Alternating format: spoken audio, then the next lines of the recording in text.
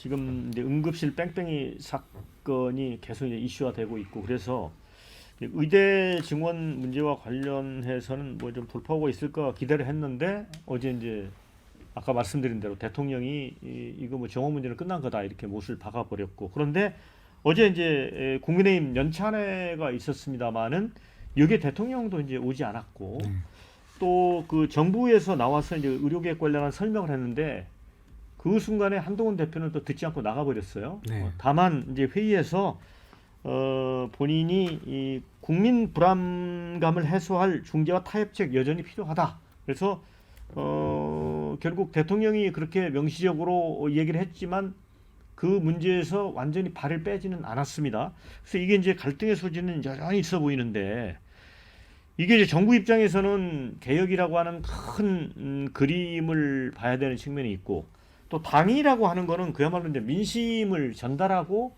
또 그럴 필요가 있는 네. 그 조직 아닙니까? 그런 점에서 본다면 국민 입장에서는 참 답답하거든요.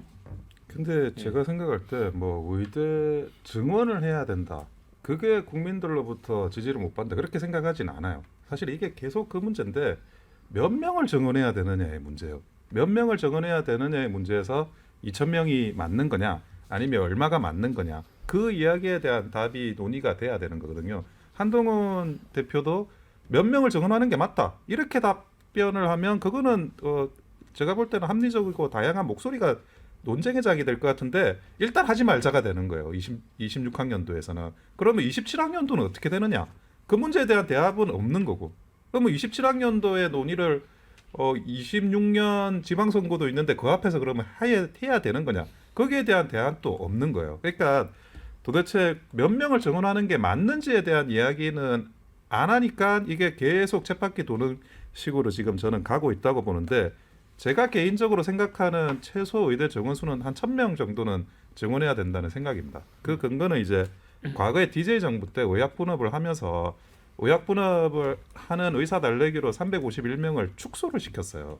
그러니까 그렇게 20년간 축소된 그 누적된 그 의사들의 부족분이 7,000명 정도 발생을 하는 건데 이거를 뭐 351명을 다시 복원한다고 해도 7,000명은 여전히 부족한 거고 그분들을 다시 복원한다고 하더라도 뭐 최소 복원한다 하더라도 그 2배수로 700명으로 복원을 하더라도 한 20명 그 사람들이 다시 의대에 들어와 가지고 의사 자격까지 갖추는데 15년 10년 걸리니까 30년 걸리는 거예요.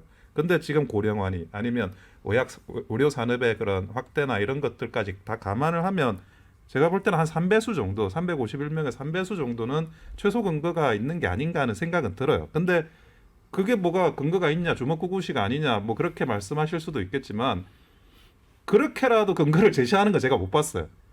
의협은 아예 백지화 그냥 근거 자체를 제시할 필요가 없이 각하시켜버리고 정부도 이제 2,000명 이야기하는데 2,000명의 과학적인 근거가 제가 냉정하게 볼 때는 유니콘화 돼가고 있습니다. 그 근거가 있다는 이야기하는데 저도 아직 한 번도 못 봤어요. 그러다 보니까 몇 명이냐의 문제가 본질인데 거기를 빼고 논의하는 게 무슨 의미가 있는 건지 저는 좀 답답합니다. 본질로 다시 돌아올 필요는 있다고 봐요. 저는 좀 다른 얘기를 해야 되거든요.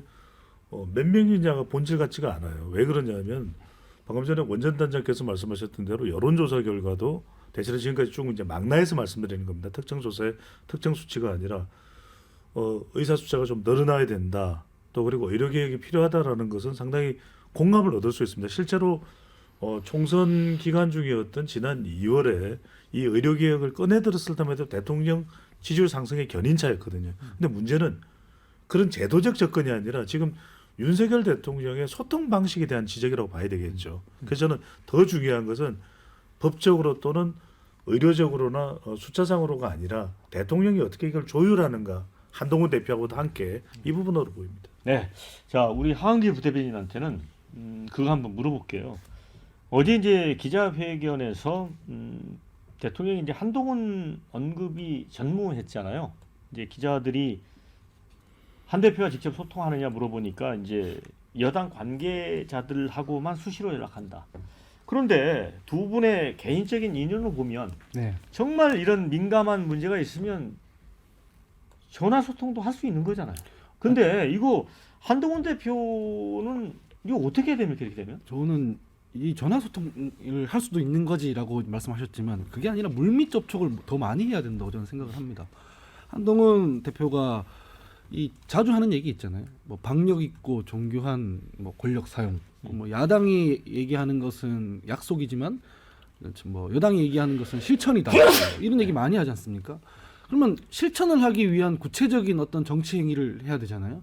근데 실제로 윤석열 대통령 혹은 뭐 정권과 어떤 실무 조정을 하기보다는 언론에 대고 뭐라고 자꾸 얘기를 하고 그 언론에 대한 한동훈 뭐 대표의 발언과 정반대의 어떤 상황이 벌어지고 이렇게 얘기를 한단 말이죠. 그 예를 하나 들면 김경수 지사 복권 관련해서 제가 파악한 바로는 혹은 느낀 바로는 대통령 같은 경우에는 할 수도 있고 안 할 수도 있고 뭐 그런 상황이었던 것 같아요, 복권을. 근데 한동훈 대표가 공개적으로 나는 반대한다 이렇게 되면 어떻게 되냐면 대통령이 그때부터는 한동훈 대표의 의견에 밀려서 뭔가를 결정하는 것 같은 모양새가 만들어지잖아요. 그래서 한동훈 대표의 발언과는 전혀 반대되는 방향으로 자꾸 가게 되는데 이 의료개혁 부분도 마찬가지고 다른 모든 부분들도 다 비슷비슷한 것 같습니다. 저는 한동훈 대표가 인기에 연연한다거나 뭔가 자기 팬덤을 향해서 말하는 것보다는 대통령이랑 그냥 한 라인을 연결해가지고 실무적인 소통을 먼저 정리를 해놓고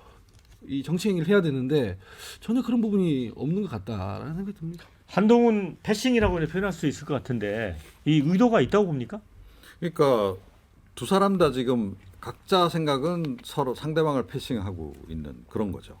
그러니까 서로 패싱한다. 예, 어제 예를 들어 연찬회가 대표적인 그 상징적인 장면 아닙니까, 그죠? 대통령은 불참하고 또 한동훈 대표는 정부 쪽에서 뭐 보고하려고 하니까 자리를 뜨고. 자, 그러면 손은 누가 키우죠? 지금 이런 상황이라는 거예요. 그래서 어제 사실 그런 장면 보면서 이 두 사람 다 이거 문제 해결에는 진심이 없구나. 네. 그런 생각을 다시 한번 하게 됐습니다.